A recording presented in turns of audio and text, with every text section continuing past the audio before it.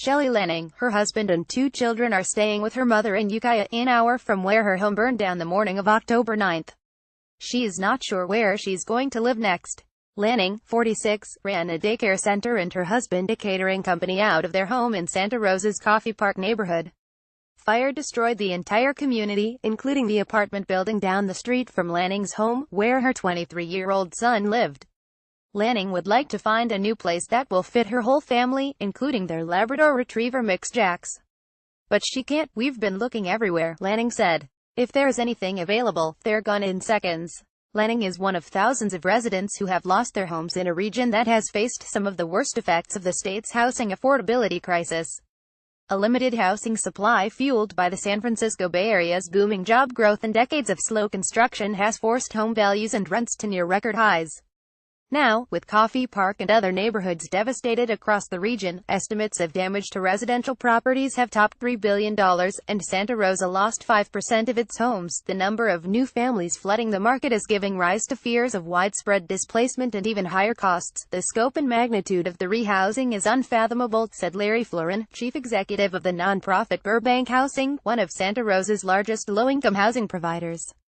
If you take 3,000 units being demolished in a market that was already dramatically constrained, it's hard to imagine what's going to happen, where people are going to go. The fires threatened many of Burbank Housing's properties, which are generally reserved for families of 4 making less than $71,000 a year, or equivalent salaries for smaller or larger families.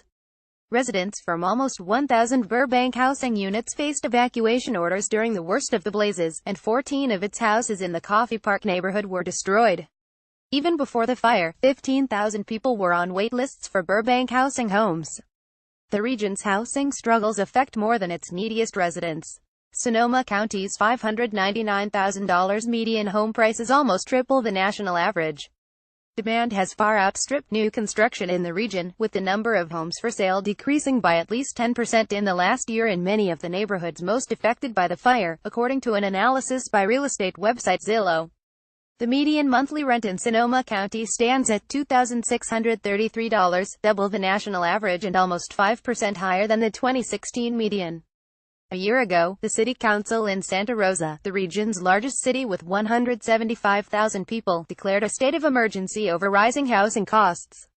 City leaders realized thousands of restaurant and hospitality workers could no longer afford to live in the community even though they earn more than their counterparts around the country, said Julie Combs, a Santa Rosa city councilwoman. A passenger rail service connecting cities in Marin and Sonoma counties that opened this summer has boosted hopes of traffic relief and more home building along the transit corridor. But the region has been having trouble attracting drivers to operate the trains because housing costs are too high, Combs said. In response, Santa Rosa has been weighing plans to reduce permitting times and allow developers to build more homes in exchange for reserving some of them for low-income residents. The city council approved a plan to implement rent control in the city, but voters overturned that decision in a special election. Over the summer, the city has recently approved some projects taller than 1 story in historic neighborhoods over the objections of some community members. Santa Rosa's leaders realized they needed to make room for more people, Combs said. That's been our role in our county and in the North Bay region, she said. It's been to accept growth, but thousands of residents added to the housing market over the last week make the burden much heavier. The estimated 6,700 homes lost in fires across all of Northern California over the last 2 weeks is roughly half the Bay Area's annual housing production from recent years, according to the State Department of Housing and Community Development.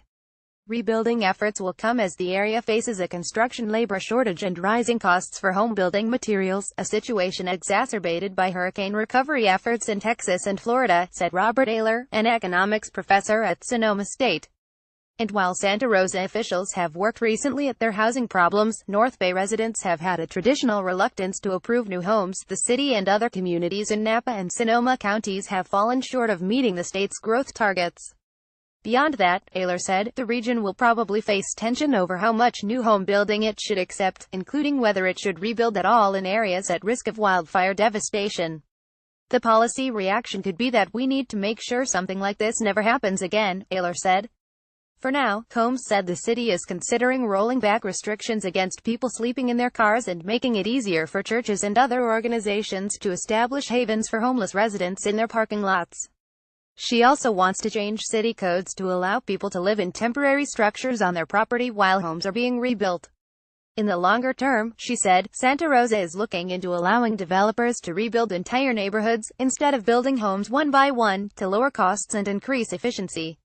When that happens, Combs would like to help homeowners add additional standalone second homes, known as granny flats, on their properties to ease overall housing concerns. We're going to have to figure out how to facilitate rebuilding and rebuilding more units than we lost, Combs said. Before any large-scale construction happens, the region faces a lengthy cleanup effort, said State Sen. Mike McGuire Dielsberg, who represents the area. Federal and state environmental officials have to clear toxic ash and debris from residential properties and remove up to 6 inches of soil before it's safe for people to live on those properties again. McGuire said such efforts would be the largest in California's history. After that, he said the state would need to boost spending on housing. This year, lawmakers approved a package of legislation that would raise $250 million annually for low-income construction subsidies, with an additional $4 billion in subsidies possible if voters support a bond measure on the November 2018 ballot. But those dollars will barely dent the state's widespread affordability problems. McGuire praised Gov. Jerry Brown's and state disaster officials' response to the fires and hoped for the same once it came time to rebuild. Gov. Brown has opened up the checkbook and written a blank check to make sure we have the necessary resources to tame this beast, McGuire said. And we're going to take the same approach to rebuilding our communities. In the meantime, the region's housing shortage has led to soaring rents, some to levels that may be illegal. Widespread reports have detailed complaints from displaced residents about landlords raising their prices far beyond the 10% allowed under the law after an emergency. Soon after the fires broke out, Lanning saw a home advertised at $2,400 a month, but 2 days later the price had risen to $3,000, about double her monthly mortgage payment. Now, based on the real estate listings she's scanning from Napa, Sonoma and as far away as Ukiah and Marin County, Lanning expects to pay around that amount while her family waits to rebuild. At this point, Lanning said, we would take just about anything. Caption Liam.Dillon at Dillon Liam. So despite clear risks, Santa Rosa neighborhood that burnt down was exempt from state fire regulations. Gov. Brown just signed 15 housing bills. Here's how they're supposed to help the affordability. Chris's updates on California politics, real estate, housing market, wildfires. Jerry Brown.